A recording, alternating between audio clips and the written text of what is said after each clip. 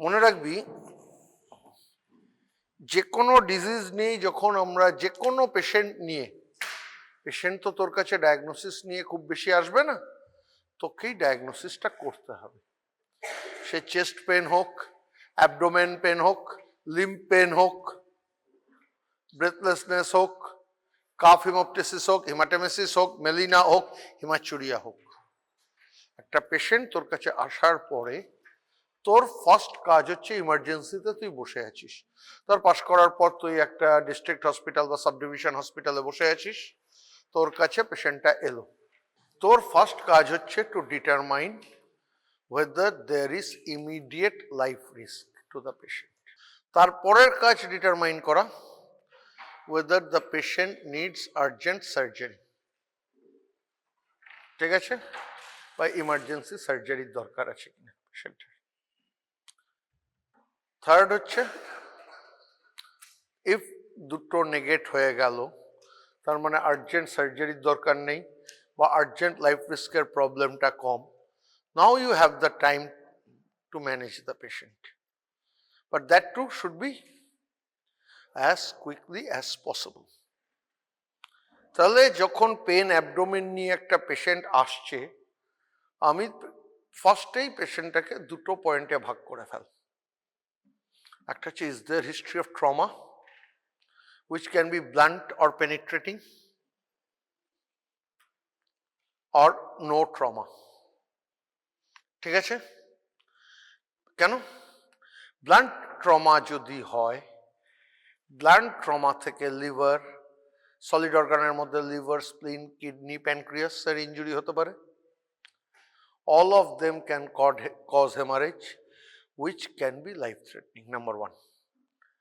Number two, pancreas, পাঁচটা liver, স্প্লিন, kidney, pancreas, এই চারটে সলিড অর্গান ইন্ট্রাঅ্যাবডোমিনাল। গাট ইঞ্জুরি হতে পারে, that needs urgent surgery. Mesenteric vascular injury হতে পারে, which if not controlled immediately can be life threatening, so the patient needs urgent evaluation. Clear? ট্রমাটা নিয়ে আমরা পরে একদিন ডিসকাস করব, আজকে আমরা নন ট্রমাটিক অ্যাকিউট অ্যাবডোমেনে শিফট করে যাই, ঠিক আছে। তাহলে acute pain abdomen due to non traumatic causes, ঠিক আছে। এর মধ্যে অ্যাক্টিভলি ইমিডিয়েট লাইফ থ্রেটনিং হতে পারে দুটো জিনিস। একটা হচ্ছে inferior wall myocardial infarction can present as pain upper abdomen on the center and to the left. That is a potentially life threatening condition if not dealt with immediately. তার মানে acute pain upper abdomen with the patient sweating, with the patient complaining of distress, may be inferior wall myocardial ischemia or infarction. Order MECG immediately, and along with it do TROP-T, TROP-I and all those enzymes. And if it indeed turns out to be a myocardial infarction, as a surgeon your job ends there. Send the patient straight away to the cardiologist and let him decide what to do. Okay? Now, in upper abdominal pain, that has been excluded. Now, what else can be life threatening? In a young lady, ruptured ectopic pregnancy can be a life threatening condition.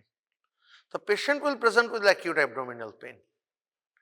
That is what I am exactly telling. So, any young lady with right-sided abdominal pain or left-sided, whatever it may be, with 1 or 2 missed periods, immediate order a urine for PREC color.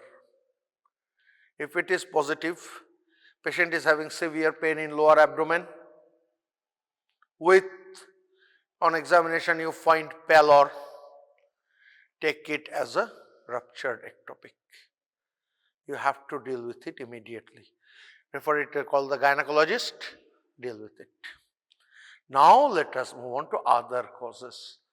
Whether there is neither acute bleeding which is not immediately life-threatening. Conditions like every organ in the abdomen can get inflamed. Acute gastritis can be there. Acute cholecystitis can be there. Acute pancreatitis can be there. Okay? Acute colitis can be there.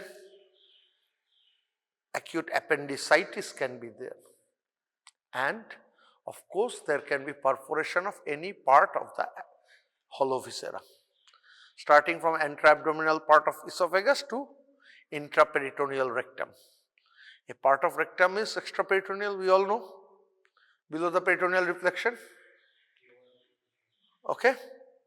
So, there can be perforation anywhere.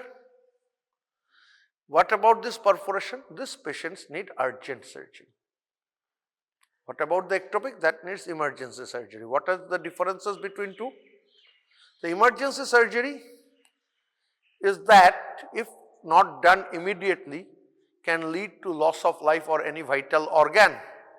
For example, ruptured ectopic, splenic rupture following trauma. If not operated immediately, the patient is going to die from bleeding. Am I clear? Or say there is an injury in the right groin. If the vascular and potential of vascular injury, if not done immediately, patient may survive, but the right limb may have to be amputated. That is loss of a very vital organ, very vital limb sparing. So, emergency surgery for all purpose is life saving or limb saving.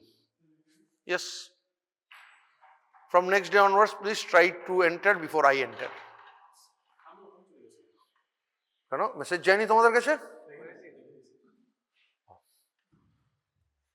Ignorance is not innocence, my dear.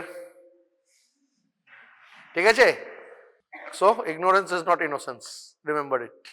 তাহলে আর urgent হচ্ছে, which if it not done in the next 24 to 48 hours can jeopardize the patient's life. একটা immediate, তাহলে তফাৎটা কি? Emergency সার্জারিতে আমি আগে পেশেন্টকে stabilise করব, তারপর অপারেশন করব, হবে না। স্টেবিলাইজ করার টাইম পেশেন্ট দেবে না। স্টেবিলাইজেশন অ্যান্ড রিসাসিটেশন, মানে stabilisation or resuscitation and surgery should go simultaneously. Whereas in cases where there is no acute bleeding, I can stabilize the patient, then I can operate. That is resuscitation or stabilization followed by surgery. ওইদিকে third বেঞ্চে ঢোক, আর পেছনে যাবে না, ওইদিকে third বেঞ্চে। ওকে, বোঝাতে পারলাম what is emergency surgery, what is urgent surgery. Emergency হচ্ছে যখন ভেতরে অ্যাক্টিভ ব্লিডিং আছে, if not done immediately it will lead to loss of life or loss of limb or loss of any other vital organ. Whereas urgent surgery is patient can give immediate time, তার মধ্যে পেশেন্টকে stabilise করব, করার পরে পেশেন্টকে আমি ওটিতে নেব, কারণ ওই অপারেশনটা তখন না করলে পেশেন্ট মরে যেতে পারে। All causes of perforative peritonitis, perforation of all the hollow organs, starting from abdominal part of esophagus to stomach to duodenum, jejunum, ileum, entire colon, rectum, bile duct. All these hollow organ perforation needs this urgent surgery. আগে পেশেন্টকে stabilise করব, তারপর পেশেন্টকে operation থিয়েটারে নিয়ে যাব। তাহলে যখন আমার অ্যাকিউট অ্যাবডোমেন পেশেন্টের থেকে আমি দুটো ইমিডিয়েট ডেথ কজ এক্সক্লুড করে দিলাম, that is inferior wall myocardial infarction or ruptured ectopic pregnancy, I get a breather যে নেক্সট আধ ঘন্টার মধ্যে আমি টাইম নিয়ে আমি কিছু কাজ করতে পারি। তাহলে এবার আমার কাজ কি হবে? ভালো করে দেখ, ইমার্জেন্সি সার্জারির কথা আমি দুটো জায়গায় বলেছি, একটাই জায়গায় বলেছি কারণ ফুটো আছে। ইমার্জেন্সি আর্জেন্ট সার্জারির কথা কি কি? গাটের যে কোনো জায়গায় ফুটো আর বাইল ডাক্টে ফুটো বা গলব্লাডারে ফুটো, ঠিক আছে? এই পারফোরেশন পেশেন্টগুলোর কি থাকবে? পারফোরেশন পেশেন্টগুলোর যেটা থাকবে, there will be features of peritonitis. The patients will have tachycardia, the abdomen, in the abdomen there will be muscle girding and rebound tenderness. Okay? তার সঙ্গে বাইল ডাক্ট বা গলব্লাডার ফুটো হলে হবে না, বা অ্যাপেন্ডিক্স ফুটো তো সবসময় থাকে না, বাদ বাকি মেজরিটি পারফোরেশনে আমি যদি এক্স রে করি ফ্রি গ্যাস আন্ডার ডায়াফ্রাম পাবো। কি বললাম? ফ্রি গ্যাস আন্ডার ডায়াফ্রাম পাবো। ওকে, তাহলে পেশেন্টটা এলো, ইসিজি করলাম, আপার অ্যাবডোমেন, লোয়ার অ্যাবডোমেন হলে নিশ্চয়ই ইসিজি করতে যাব না, নিশ্চয়ই যাব না। কি করলে তো লোকে গালাগালি দেবে, এখানে ব্যথা আমি ইসিজি করতে চললাম। পার্টি হয়তো কিছু বুঝবে না, তারাও তো আমার মতোই নিরেট, তারাও তো আমার মতোই বোকা, তারা কিছু বুঝবে না। তোদের মতো ডাক্তারদের কাছে এলে তো তোরা খ্যাক খ্যাক করে হাসবে, তলপেটে ব্যথা, লোকটা ইসিজি করেছে, একদম মুখ্য, তাই না? কি আবার এখানে ব্যথা, তুই একটপিক সন্দেহ করে নিশ্চয়ই প্রেক কালার করতে দিবি না, দিবি কি? লজিক কি বলে? যাই হোক, আপার অ্যাবডোমেন পেনে আমি ইসিজি করে ইনফেকশন এক্সক্লুড করলাম। লোয়ার অ্যাবডোমেন পেন হলে আমি প্রেক কালার, এলএমপি এগুলো সব চেক করে আমি রাপচার্ড একটোপিক এক্সক্লুড করলাম। তাহলে এরপর আমি কি করতে পাঠাবো? পেশেন্টটাকে পাঠাবো for a X-ray chest including both domes of diaphragm in erect posture. তাহলে আমি ফ্রি গ্যাস আন্ডার ডায়াফ্রাম পেয়ে যাব। ফ্রি গ্যাস আন্ডার ডায়াফ্রাম পেয়ে গেলাম মানে আমি বুঝে গেলাম পেশেন্টের তাড়াতাড়ি অপারেশন করতে হবে। বাট বিওয়্যার, গলব্লাডার পারফোরেশন বা কমন বাইল ডাক্ট পারফোরেশন বা অ্যাপেন্ডিকুলার পারফোরেশনে ফ্রি গ্যাস আন্ডার ডায়াফ্রাম পাওয়াটাই বিচিত্র। গলব্লাডার বাইল ডাক্টে পাবোই না, কারণ গ্যাস নেই ওগুলোয়। আর অ্যাপেন্ডিকুলার পারফোরেশন, অ্যাপেন্ডিক্সেরও গ্যাস কন্টেন্ট খুব কম, usually free gas under diaphragm থাকে না। আর মনে রাখবে, even in 25 to 30% cases of GI পারফোরেশনও ফ্রি গ্যাস আন্ডার ডায়াফ্রাম নাও থাকতে পারে। ওকে, কিন্তু আমি একটা রাফ এস্টিমেট পেয়ে গেলাম, তাহলে আমার কার অপারেশন লাগবে। এবার তাহলে আমি যদি ফ্রি গ্যাস আন্ডার ডায়াফ্রাম পেশেন্টটাকে নিয়ে চিন্তা করি, তার মানে ওর জিআই ট্র্যাক্টে কোথাও ফুটো হয়েছে, গাটের মধ্যে আমার গাট কন্টেন্টস রয়েছে, সেই গাট কন্টেন্টসের মধ্যে একটা বড় ফ্যাক্টর হচ্ছে food materials in the course of digestion, in various stages of digestion, the intestinal secretions and lakh lakh crore crore bacteria. gut is never sterile, এসব কিছুই পেটে গিয়ে হিট করছে পেরিটোনিয়ামকে। Normal peritoneal cavity is sterile. যখন এই জিনিসগুলো গিয়ে পেরিটোনিয়াল ক্যাভিটিতে পড়ছে, it causes severe irritation of the peritoneum, causing a condition called chemical peritonitis. ঠিক আছে? যে মোমেন্টে এই কেমিক্যাল পেরিটোনাইটিসটা শুরু হয়, the abdomen gets tense, rigid, muscle guarding চলে আসে, প্যালপেট করা কঠিন হয়ে যায়, আর রিবাউন্ড টেন্ডারনেস পাওয়া যায়। এবার কোথাও অ্যাসিড পড়লে তুই কি করিস? জল ঢালিস, করিস তো? গ্যাস্ট্রিক পারফোরেশন বা পেপটিক পারফোরেশন কন্টেন্টস তো অ্যাসিডিক। পেরিটোনিয়ামে পড়লো, পেরিটোনিয়ামও তখন secretes copious amount of water to dilute that. এটাকে বলে স্টেজ অফ ডাইলিউশন। এই copious amount may be as high as 8 to 10 litres. Clear? এত ফ্লুইড তো পেরিটোনিয়াল সারফেস থেকে সিক্রেটেড হলো, তাহলে পেশেন্টের ইন্ট্রাভাস্কুলার ভলিউমে ঘাটতি দেখা দেবে। Patient will develop dehydration. এ কিন্তু একটা সিঙ্গেল শটে 10 লিটার বেরিয়ে যাবে তা নয়, over time it will keep on secreting. Am I clear? বোঝাতে পারছি? তাহলে this is called stage of dilution and it gives rise to features of dehydration, hypotension. আর কি হয় ফ্লুইড লস হলে? ট্যাকিকার্ডিয়া। ক্লিয়ার? যদি সিভিয়ার লস হতে থাকে অ্যান্ড পারসিস্টেন্ট এই লস হতে থাকে, সিস্টোলিক হেডে ব্লাড প্রেশার যদি 80-র নিচে নেমে যায়, it can cause the blood supply to the kidneys can be diminished, giving rise to acute kidney injury or AKI. Clear? এর সঙ্গে কি বেরিয়েছে? লক্ষ লক্ষ কোটি কোটি ব্যাকটেরিয়া। ব্যাকটেরিয়া সেখানে গিয়ে একটা ইনফেক্টিভ পেরিটোনাইটিস করছে। And if the situation persists for continuous 2 to 3 days without treatment, এই infective peritonitis থেকে পেশেন্ট সেপসিসে চলে যেতে পারে। ক্লিয়ার? বোঝা গেল? তাহলে আমার ইমিডিয়েট রিসাসিটেশনের মধ্যে কি পড়লো? পেশেন্ট যখন ভর্তি হলো, আমি যদি এবার দুদিন পরে ধর পেশেন্টটা দুদিন ধরে ব্যথা, বাড়িতে পাড়ার ওষুধের দোকানদারকে দেখিয়ে জেলুসিল খেয়েছে, নয়তো ওই যে সব সাদা সিরাপ টিরাপ আছে না, ডাইজিন মার্কা সিরাপ টিরাপ খেয়েছে, তারপর তোর কাছে এসছে দুদিন ধরে, তুই দেখছিস tongue is parchment dry, pulse rate 140-এর ওপর, গত 6-7 ঘন্টা ইউরিন হয়নি, তুই যদি এ পেশেন্টকে নিয়ে ওটি করতে যাস, পেশেন্টটা ফিরবে না, বাঁচবে না, পেশেন্টটা সিম্পলি বাঁচবে না। ঠিক আছে? তো ওকে ফার্স্ট কাজ ডিহাইড্রেশনটা কারেক্ট করতে হবে, যে অ্যাসিড বেস ইলেকট্রোলাইটের গন্ডগোল সেটা কারেকশনে নজর দিতে হবে। ঠিক আছে? তারপর তুই ওটি করবি। This is what I meant. তখন কি বললাম? Resuscitation followed by surgery. This is what we have to do, this is the thing.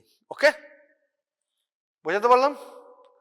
এবার যেখানে আমার ফ্রি গ্যাস আন্ডার ডায়াফ্রাম নেই, অথচ সিভিয়ার পেরিটোনাইটিস, আল্ট্রাসাউন্ড করে দেখা যেতে পারে। দেখা গেল গলব্লাডারের ওখানে, বাইল ডাক্টের ওখানে প্রচুর কন্টেন্টস রয়েছে, অথচ তার ভিত্তিতে খুলতে হতে পারে। অ্যাপেন্ডিকুলার পারফোরেশনের মতো ফিচার রয়েছে, অ্যাপেন্ডিক্স গন্ডগোলের সেই ফিচার রয়েছে ইউএসজিতে, বা দরকার পড়লে সিটি স্ক্যান করে খোলা যেতে পারে। কিন্তু সিটি স্ক্যানের প্রবলেমটা কি এখানে? যদি ইউরিয়া ক্রিয়েটিন ঘেটে যায় অ্যাকিউট কিডনি ইঞ্জুরি থেকে, আমি ডাই দিতে পারবো না, আইভি কন্ট্রাস্ট দিতে পারবো না, দ্যাট ক্রিয়েটস এ প্রবলেম। বোঝাতে পারলাম? আইভি কন্ট্রাস্ট দিতে পারবো না। ব্যাপারটা হচ্ছে বন্দুকের গুলি চলে গেল, বন্দুকটা ভালো ফায়ার হবে না, গুলি না থাকলে ফায়ার করে কি হবে? এমটি ফায়ার করে কি হবে? কোনো শত্রু মরবে? ঠিক আছে? This is the problem with CT. Non contrast CT is still better than no CT. CT বা ইউএসজি করে আমি তখন ফাইনাল স্টেপস নেব। ক্লিয়ার? তার ভিত্তিতে আমাকে এখানে সার্জারি, বিলিয়ারি পেরিটোনাইটিসের মেকানিজমও মোরাললেস সেম, শুধু লাস্টের ইনফেক্টিভ স্টেজটা আর হয় না। গলব্লাডার বা বাইল ডাক্টের বাইল ইজ ইউজুয়ালি নন ইনফেক্টেড, কিন্তু কেমিক্যাল পেরিটোনাইটিস, তার সঙ্গে ওটাকে ডাইলিউট করার জন্য ডিহাইড্রেশন, ওটা তো থাকবেই। ক্লিয়ার? বোঝাতে পারলাম? এবার আমার এই আর্জেন্ট সার্জারি মার্কা ডিজিজ নেই, ইমিডিয়েট লাইফ থ্রেটনিং নেই। এই গ্রুপের ডিজিজ কি কি? অ্যাকিউট গ্যাস্ট্রাইটিস, অ্যাকিউট কোলেসিস্টাইটিস বা biliary colic, acute pancreatitis, acute colitis, acute diverticulitis, এগুলো। তাহলে এই কন্ডিশনগুলো এসে আমি কি করব? তাহলে তো আমাকে ডায়াগনোসিস করতে হবে। একটা সিম্পল ব্লাড টেস্ট আমাকে বলে দেবে অ্যাকিউট প্যানক্রিয়াটাইটিস আছে কি নেই। That is serum amylase lipase, almost always elevated to at least 3 times। Serum amylase lipase লেভেলের সঙ্গে প্যানক্রিয়াটাইটিসের সিভিয়ারিটির কোনো সম্পর্ক নেই। কি বললাম? ধর যে কিটে টেস্ট হচ্ছে, সেই কিটে লাইপেজের আপার নর্মাল লিমিট হচ্ছে 70। কি বললাম? At least 3 times of upper normal value. তোমার 210, ধর একটা পেশেন্টের 225 এসছে, একটা পেশেন্টের 5000 এসছে। ক্লিয়ার? কমনেস্ট জিনিসটা কি হবে? 5000 মানে অনেক সিভিয়ার, 225 মানে অনেক less severe? No, they may not tally. হতেই পারে 225 যার তার সিভিয়ারিটি অনেক বেশি দেন 5000। That means the level of amylase or lipase do not corroborate with the severity of pancreatitis. Clear? এগুলোর মধ্যে অ্যাকিউট কোলাঞ্জাইটিস ডায়াগনোসিস করা রিলেটিভলি ইজি। কেন? The patient will have swinging pyrexia and jaundice. Cholangitis is a triad, Charcot's triad. Pain, fever, jaundice.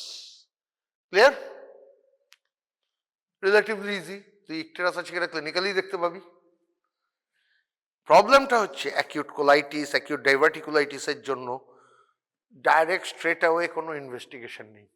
কিন্তু একটা সুবিধা হচ্ছে, যে মোমেন্টে আমি জেনে গেলাম আমার পেশেন্টটাকে ইমার্জেন্সি, ইমিডিয়েট কোনো ইমার্জেন্সি কিছু ইন্টারভেনশন লাগছে না, মানে এমআই বা কোনো ভেতরে ব্লিডিং নেই, অথবা আমি জেনে গেলাম যে তাড়াতাড়ি রিসাসিটেট করে অপারেশন করতে হবে না, আই হ্যাভ টাইম, তখন আমাকে বেসলাইন ট্রিটমেন্টটা চালু করে দিতে হবে।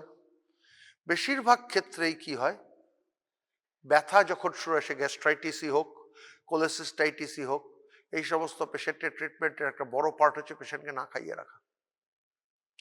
খেলে ব্যথা বাড়ে। কেন? গলস্টোন পড়ানো আমি পড়িয়েছি না সুমিতদা পড়িয়েছে? গলব্লাডার চ্যাপ্টার কে পড়িয়েছে থিওরিতে, লেকচারে? আমি পড়িয়েছি না সুমিতদা পড়িয়েছে? নাকি পড়ানোই হয়নি? কিন্তু আমার দিকে ভ্যাল ভ্যাল করে তাকিয়েছিস কেন? সুমিতদা পড়িয়েছে। আমি তোদের বোধহয় নন জিআই পড়িয়েছি, হ্যাঁ, আর রেকটাম কোলন বোধহয় পড়িয়েছি। আচ্ছা, তখন তোদের পরের ব্যাচকে আমি জিআই দিয়ে শুরু করেছি। আচ্ছা, যাই হোক, যেটা বলছিলাম, এবার যে জায়গাটা এসে দাঁড়াচ্ছি, যদি গলস্টোন, গলব্লাডারকে কন্ট্রাক্ট কিসে করে? খাবারে fat stimulated by cholecystokinin, pancreozymin, ওটা যখন স্টমাকের অ্যান্ট্রামে আসে, তাই তো? আমি যদি এনপিএম করে দিই, গলব্লাডারটার কন্ট্রাক্ট করবে না। অ্যাকিউট কোলেসিস্টাইটিস বা বিলিয়ারি কলিকের মেকানিজমটা কি?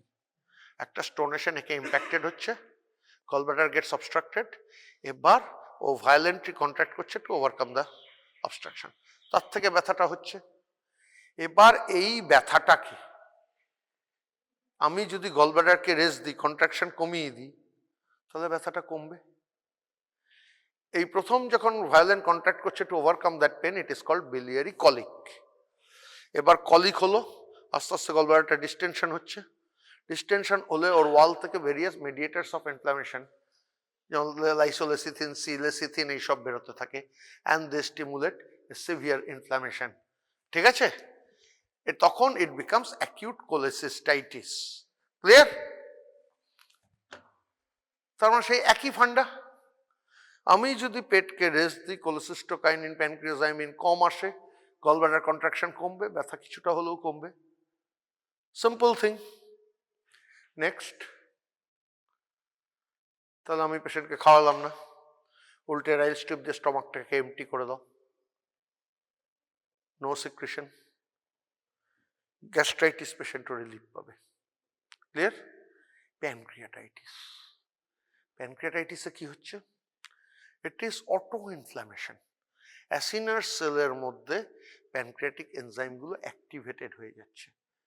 Normally pancreatic enzymes are secreted, particularly the proteolytic enzymes are secreted in an inactive form, যারা গাট লুমেনে এসে ফুড পার্টিকেলসের কন্ট্যাক্টে এসে অ্যাক্টিভেটেড হয়ে কাজ করে, তাই তো? This is the normal. এবার দেখা গেল প্যানক্রিয়াটিক অ্যাসিনাস সেলের মধ্যে ও অ্যাক্টিভেটেড হয়ে গেছে, this proteolytic enzymes cause damage there within the cells, তারপর আস্তে আস্তে প্যানক্রিয়াটিক ডাক্টে ইনজুরি করছে, তারপর ডাক দিয়ে গাটে এসে তার চারপাশে ইনজুরি করছে। প্যানক্রিয়াটিক প্যারেনকাইমাতে যখন ইনজুরি করছে, তখন আস্তে আস্তে বেশ কিছুটা পেরিপ্যানক্রিয়াটিক ফ্লুইড কালেকশন হচ্ছে। All this can cause gastroparesis বা গ্যাস্ট্রিক আইলিয়াস এবং ইন্টেস্টিনাল আইলিয়াস। এই পেশেন্টকে তুই মুখে খাবার দিতে পারবি না। ক্লিয়ার?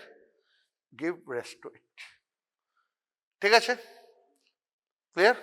তাহলে প্যানক্রিয়াটাইটিস পেশেন্টও মুখে খাবে না। মুখে খাওয়া বন্ধ করলে তোকে জল দিতে হবে, চালিয়ে দাও, আর রাইলস টিউব, তার সঙ্গে ক্যাথেটার পরিয়ে দাও, পেশেন্টের ইউরিন আউটপুট মনিটর করো। কেন কেন? যদি কোনো পেশেন্ট, এবার প্যানক্রিয়াটাইটিস কি বললাম, পেরিপ্যানক্রিয়াটিক ফ্লুইড কালেকশন, তার থেকে পেশেন্ট ডিহাইড্রেশনে চলে যেতে পারে, অ্যাকিউট প্যানক্রিয়াটিক ফ্লুইড কালেকশন থেকে। তাহলে ডিহাইড্রেশন কারেকশন হলো কিনা? One of the finest gases is a healthy urine output. Clear? Clear? তার সঙ্গে regular monitoring of pulse BP, arterial blood pressure, arterial blood gas, dyselectrolytemia আছে কিনা, অ্যাসিড বেস ইলেকট্রোলাইট ডিসব্যালেন্স হচ্ছে কিনা, এগুলো আমাকে পরপর করে দেখে যেতে হবে। এবার আমি আস্তে আস্তে, তাহলে আমি প্রথম থেকে আবার যদি রিকালেক্ট করি, আমি immediate life threatening condition exclude করলাম। আফটার এক্সক্লুডিং দেম, এইবার একটা কথা মনে রেখে দেবে, কি বলেছি, rupture ectopic is life threatening condition, LMP preg colour test, এগুলোর পর দরকার পড়লে ব্লাড ফর এইচসিজি করিয়ে নিতে, বিটা এইচসিজি করাতে হবে, এবং ইফ নিডেড একটা আর্জেন্ট ইউএসজি করে ফেলো। এক্সক্লুড ইট কনক্লুসিভলি, ঠিক আছে? If you are not sure, urgent USG করো। ওরা দুটোর লাভ আছে। In addition to excluding that, it can also detect other things. Pancreatic head oedema ধরে প্যানক্রিয়াটাইটিস বলতে পারে, গলস্টোন দেখে বিলিয়ারি কলিক বগুলো বলতে পারে, অ্যাপেন্ডিসাইটিস হলে সেটা ধরে দিতে পারে।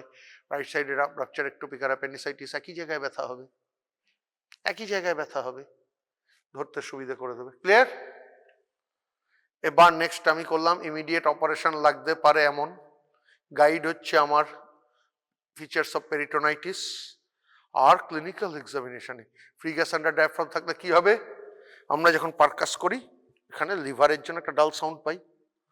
এবার যদি গ্যাসটা এসে লিভারের ওপর ওঠে, ডায়াফ্রাম আর লিভারের মধ্যে গ্যাস ঢুকে যায়, তাহলে এই ডাল সাউন্ডটা আর পাবো না। It becomes resonant like this. That means it is called obliteration of liver dullness.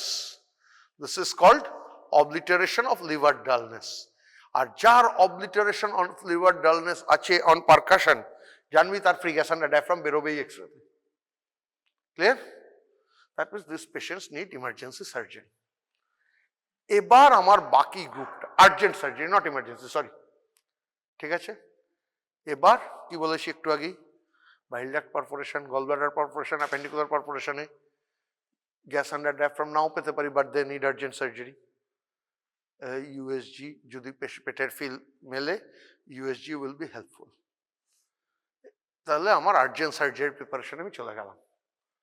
এই দুটো গ্রুপে আমার পেশেন্ট ফুলফিল হলো না, তাহলে আমি তখন কি করব, একটা রাইলস টিউব পরাবো, একটা মোটা চ্যানেল করে ফ্লুইড দেবো, ক্যাথেটার করব। এটাকে আমরা সাদা বাংলায় বলি জল নল কল। জল নল কল, কলকলি আমরা বলি নিজেদের মধ্যে, ঠিক আছে? তোরাও দেখবি বড় হয়ে বলবি। হ্যাঁ, হাতে জল, নাকে নল, ক্যাথেটার, ঠিক আছে? Now you buy time. Question হচ্ছে এরপর কি দেবো? ব্যথা আছে, ব্যথার ওষুধ দিতে হবে। যদি পেপটিক পারফোরেশন সাসপেক্ট করি পিপিআই, আমি নিশ্চয়ই ভোভেরান গ্রুপ দেবো না, এনসেটস দেবো না। দেবো কি? দরকার পড়লে দিতে হতে পারে, কিন্তু ট্রামাডল ইজ বেটার, ঠিক আছে? দরকার পেথিডিন ফেনারগ্যান চট করে দেবো না, they may cause spasm of sphincter of Oddi, cholangitis বা বিলিয়ারি কলিকের ব্যথা বাড়তে পারে, প্রেফারেবলি অ্যাভয়েড করবো। ওকে, ক্লিয়ার? অ্যানালজেসিক দিতে হবে। কোয়েশ্চেন হচ্ছে role of antibiotic. Role of antibiotic pancreatitis ছাড়া প্রত্যেক কন্ডিশনে আছে। অ্যাকিউট প্যানক্রিয়াটাইটিসে সচরাচর অ্যান্টিবায়োটিকের কোনো রোল নেই, কোনো রোল নেই, because it is sterile inflammation, ঠিক আছে? একমাত্র ইনফেক্টেড প্যানক্রিয়াটিক নেক্রোসিসে আছে।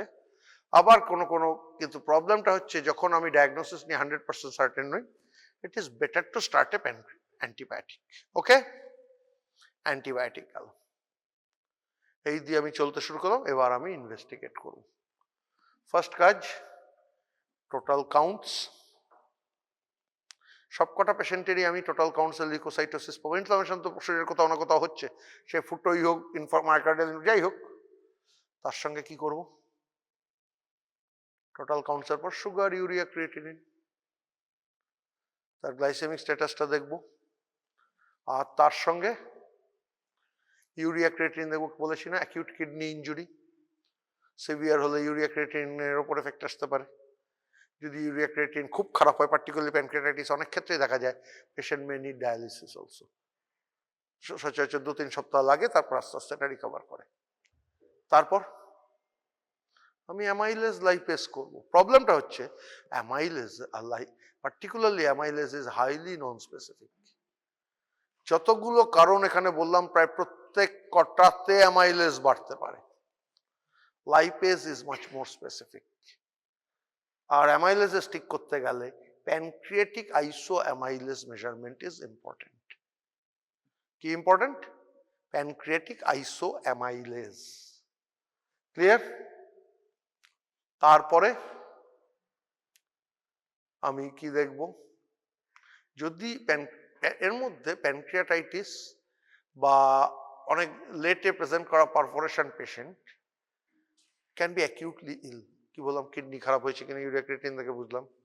সে পেশেন্টের সিভিয়ার মেটাবলিক অ্যাসিডোসিস হয়ে যেতে পারে, আর্টেরিয়াল ব্লাড গ্যাস করে, সেগুলো পেশেন্ট কন্ডিশনের উপর ডিপেন্ড করে করব। পেশেন্ট কন্ডিশন যদি বেশি খারাপ লাগে, পেশেন্ট যদি 4 ঘন্টার মধ্যে চলে আসে অত খারাপ যাবে না। পেশেন্ট যদি 3 দিন পরে আসে সে পেশেন্ট কিন্তু খুব খারাপ হবে। তখন তাকে প্রয়োজনে আইসিইউতে নিয়ে গিয়ে ভেন্টিলেটরি সাপোর্ট বা ওই জাতীয় জিনিসও লাগতে পারে। ক্লিয়ার?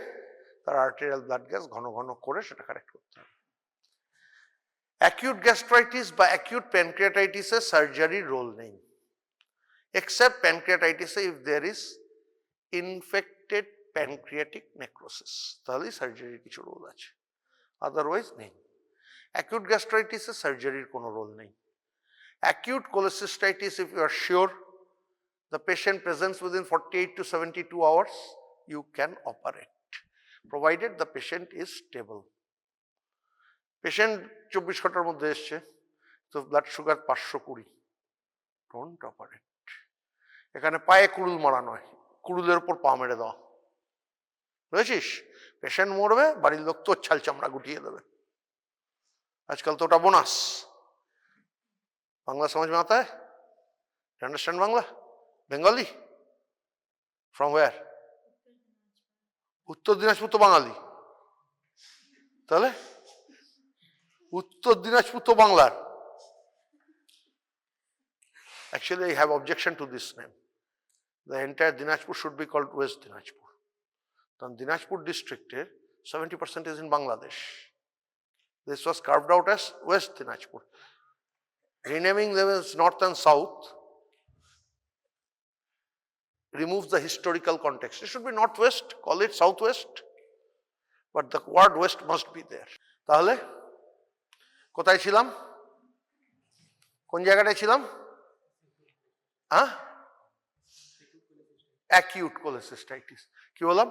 520 সুগার দেখলি করতে যাস না, হার্টের প্রবলেম আছে করতে যাস না। That means in acute cholecystitis, I will operate only if the patient presents within 48 to 72 hours and the patient is otherwise healthy. I am in a decent setup, I will do it. Otherwise, deal with it conservatively. Conservative treatment চলতে থাকলে কি হবে?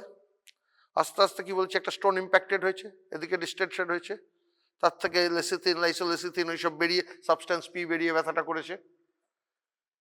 যদি আমি গাটকে rest দিই, এটা আস্তে আস্তে আরো ডিস্টেন্ট করবে, করতে করতে ওই যে স্টোনটা আছে তার উপর থেকে গলব্লাডারটা ডিসলজ হয়ে ওপরে উঠে যাবে, জিবি ওয়ালটা, স্টোনটা সরে যাবে। The acute course subsides. Okay? যেই এটা হবে পেশেন্টকে ছেড়ে দেবে, with advice to come back in next 6 to 8 weeks later for a elective planned cholecystectomy. এই 6 to 8 weeks এর মধ্যে তার হার্টের কন্ডিশন, লাংসের কন্ডিশন, হাইপারটেনশন, ব্লাড সুগার সব কন্ট্রোল করে পেশেন্টকে অপটিমাইজ করে নেব। পরিষ্কার? আচ্ছা, অ্যাকিউট প্যানক্রিয়াটাইটিস কি বলেছি ট্রিটমেন্টে? কিন্তু অ্যাকিউট প্যানক্রিয়াটাইটিসে আরেকটা অপারেশনের ব্যাপার হতে পারে। অ্যাকিউট প্যানক্রিয়াটাইটিসের মেন দুটো কারণ হচ্ছে অ্যালকোহল, যে ছেলেরা অ্যালকোহল নাও হোস্টেলে তারা সাবধান, ঠিক আছে? আর একটা হচ্ছে গল স্টোনস। যদি পেশেন্টের প্যানক্রিয়াটাইটিসের সময় দেখা যায় পেশেন্টের গল স্টোন আছে ইউএসজিতে, তাহলে ডিসচার্জের আগে কোলেসিস্টেক্টমি ক্যান বি সেফলি ডান। ওকে? কিন্তু যদি এই পেশেন্টের ভেরি সিভিয়ার প্যানক্রিয়াটাইটিস হয়ে এই পেশেন্ট যদি আইসিইউতে ঢুকে যায়, ভেন্টিলেশন লাগে, ডায়ালিসিস লাগে, তাহলে wait, let the body recover totally, then do a elective cholecystectomy. Okay? Problem with this acute colitis and all those things, basically এইভাবে কনজারভেটিভ ম্যানেজমেন্ট করেই এরা ঠিক হবে। Now come to the treatment of acute appendicitis or appendicular perforation. The treatment of choice is appendectomy, which can be done either by open or by laparoscopically. Treatment of peptic perforation or acute gut perforation needs repairing without any doubt. এর মধ্যে commonest site of perforation হচ্ছে anterior wall of first part of duodenum.